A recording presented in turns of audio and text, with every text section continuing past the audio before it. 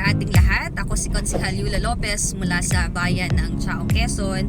Mabuti na lamang, maganda ang panahon ngayong araw na ito dahil muli tayong mag-iikot sa ilang mga barangay dito sa ating bayan. Katulad ng ginagawa natin itong mga nakalipas na mga araw, nagdadala tayo ng mga medical at burial assistance sa mga kababayan natin na lumalapit po ng tulong mula sa serbisyong tunay at natural ni Congresswoman Dr. Helen Tan. At sa kasalukuyan, nandito tayo sa may area ng San Antonio dahil dito tayo dadaan papunta ng Barangay Dihia, Barangay St. Francis. Mamaya nandyan po tayo sa Barangay San Juan, Cabay, Paisa, Tagbakin, Talisay, Palagaran, Kabatang. So yan yung mga area na atin pong iikutin para marating at personal na mabisita ito pong mga pasyente na lumalapit po ng tulong mula sa Sariling Sikap program ng ating pong doktora ng bayan, Dr. Helen Tan. So tara, samahan niyo po ako.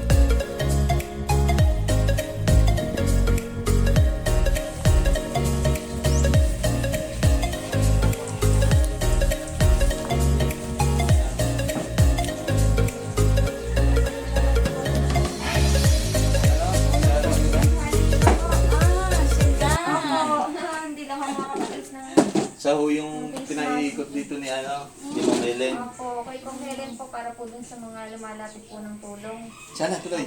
Sige po. Ay, salamat. Pandagdag po sa inyo pong pagpapa-check up. Bukas ay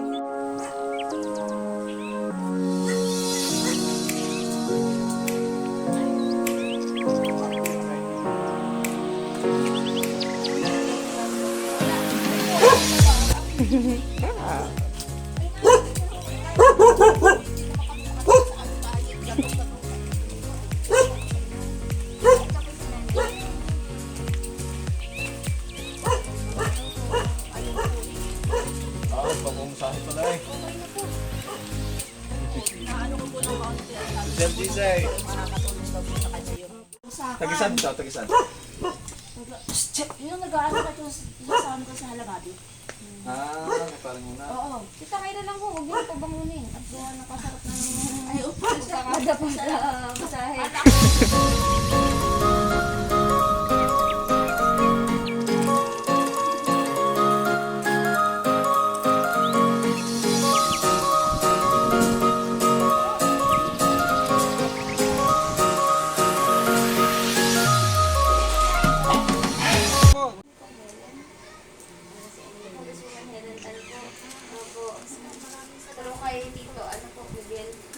Kami po kasi nagbabarangay pag po may mga lumalapit ng tulong, medical po or burial assistance.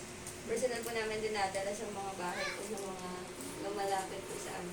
Eh bago po kami pumunta dito, lagi pa kami ng Lilia. Dalawa. Kasi akala ko ipaglabas dito na ako nakakadaan sa San Juan. Yung parang medyo malubak kaya daan-daan na yun. Hirap ang hirap. ito po, pasakuman, barangay sa Tulay. Wala siya po dahil. Malubak daw po ngayon, hindi kami mabalik dahil ang ikot pa po namin, punta po sana kami na San Juan, Escabal, Paisa, Tagbakin.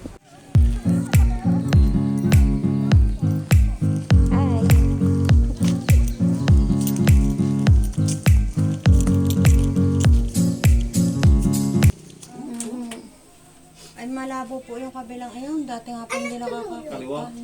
Nagkanana daw. Bili ice cream? Kanan. Bigla po yun, lumabo na lang o... Sumakit po ulo eh, tapos namula.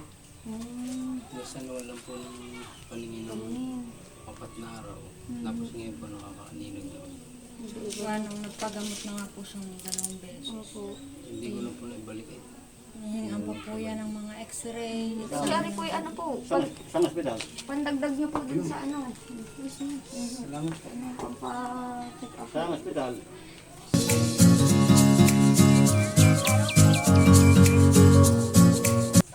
Iabot ko na ho sa inyo. Nandito na din naman yung ako. Kaysa ako pagkaan ni... Tatay, ano yung iabot ko na? Hindi na ako papasok. Magpag-awal pa ako. Salamat na marami. Salamat na karami laki ako. Oo, naman yan naman po yung para sa lahat po. Kapag may pangailangan pong pang-medical kay Kong Helen, eh di amin pong binibigyan po ng tulong. Ano po? Nakita ko yung nabigyan ng mga taga-paisa. Nakita kong picture. Sabi ko, kilala ko yan si Kunsyala Lola Oo Lopez yan. nga. Ate, kayo na po yan? Ako, ano po? Ako. Salamat po ng marami. Okay. Thank you. Okay.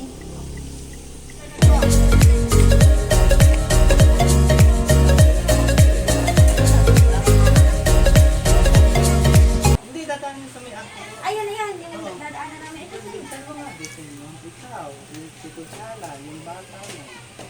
Yung ano ng Diyos. Ayun mo, ayun. Tama nga po. Ay, yung nga pala, isa pa pala.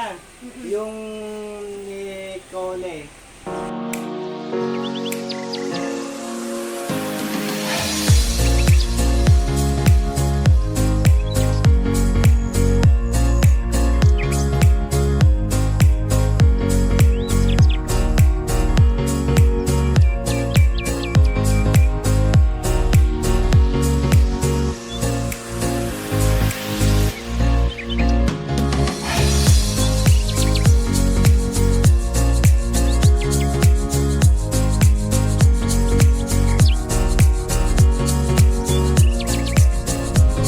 Hindi ko din makakunta kanina sa kung ako galing ng Alipagha.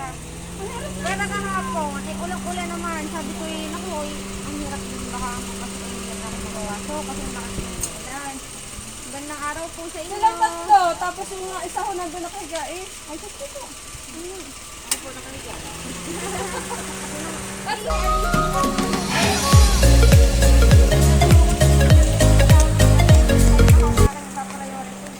Hindi na naman ho kayo imbitan at ay naman, ay edad na. Kami naman ho'y malalakas pa, ay makakatrabaho pa. Ano po? Salamat po. Tapos pa ano yung free, ano? Yan, Hindi, yung free, ano yung isa yung sa bata? Opo nga eh. Akala ko eh. Hindi, ano na. Salamat po. Ibabasa ko na lang. Ipasa niyo na lang. Oh, tapos ikaw, dahil arin naman ho'y nagpakaabala. Wala po. Ano na sa iyo, ha?